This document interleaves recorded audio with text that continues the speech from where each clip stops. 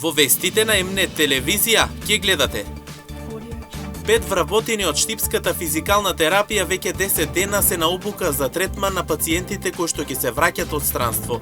Во клиничка болница Штип нема пациенти од повредените, а од веќе вратените од странство доаѓаат само двајца за третман. По повеќе децении без посериозни интервенции, улицата Загребачка во Штип конечно ќе добие нов асфалтен слој. Општина Штип ги започна активностите за реконструкција на оваа значена улица, која со години представуваше проблем за локалните жители. Започнува аплицирањето за субвенции за клима уреди во општина Карбинци. Од денеска жителите на општината можат да аплицираат за добивање на субвенции за набавка на инвертер клима уред. Изгор скапи цени ги пречекаа купувачите на денешниот пазарен ден во Штип. Наместо полни торби, граѓаните си заминаа речиси празни, револтирани од високите цени на овошјето и зеленчукот. Со вестите почнуваме веднаш по рекламите. Останете со нас.